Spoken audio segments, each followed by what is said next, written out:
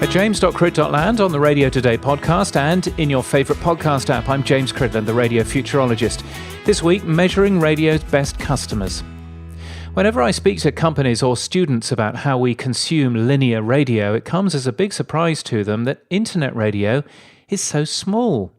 3 pieces of research came out last week highlighting this. In the UK, RAJAR knocked on nearly 25,000 doors and asked people living behind them a bunch of questions about their radio listening. That gets the quarterly radio ratings for the country, but also gets them platform data. And radio delivered over the internet, both websites and apps, accounts for 9.3% of all radio listening. Just 9.3%. In the US, Edison Research went through some similarly rigorous question asking of 1,277 people in the US, recruited both online and offline, and they too discovered that internet radio listening of AM/FM signals is just 8%. Broadcast, it seems, accounts for the vast majority of radio listening, and that's backed up by recent research from other companies in Australia, Norway, and other places.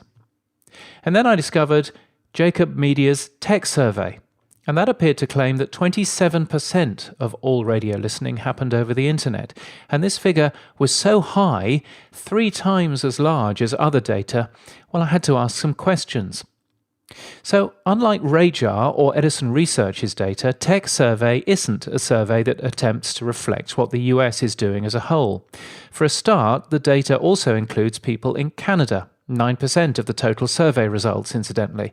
But rather more importantly, the online-only survey is filled in by listeners following a link from radio station websites or their VIP newsletters. So Tech Survey is, therefore, an online-only survey of what I'd term radio superfans.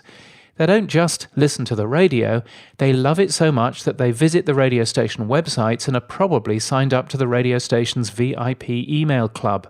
If you're looking for any evidence of people falling out of love with the radio, you're not going to find it here, because by definition, anyone who's done this survey thinks that radio is the super best thing ever.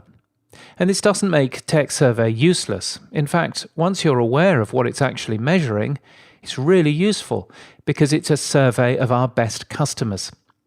The survey says that your best listeners want your radio station available on the device they use. So if they have an Amazon Alexa, they want you there. And if they have a Google Home, they want you there too. And if they have a Comcast cable box, they'd quite like your station to appear there as well.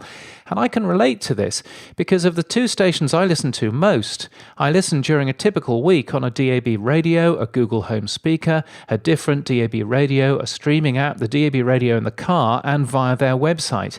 And the other radio stations probably only get listened to on one device. Now, as I'm at pains to point out, I'm not normal, but there's an element of common sense here, I think, irrespective of any survey. All this, therefore, seems to point to a distribution strategy for your superfans that's as simple as, if it has a speaker, get your radio station there because your audience expects you to be there anyway. Not only is radio's future a multi-platform one, but multi-platform is especially important to your superfans. What will they do if they can't find your radio station on a device? Well, I'll tell you, they'll listen to someone else. Or if you like it better phrased this way, they'll check out your competition. So overall, this is a good reminder that perhaps a focus on our superfans might be a good thing to have every now and again. And this has also reminded me that boring methodology slide that you skip through at the beginning of survey decks, well, that's probably the most important slide of all. You can get my weekly newsletter at james.crit.land and daily podcast news at podnews.net. And until next time, keep listening.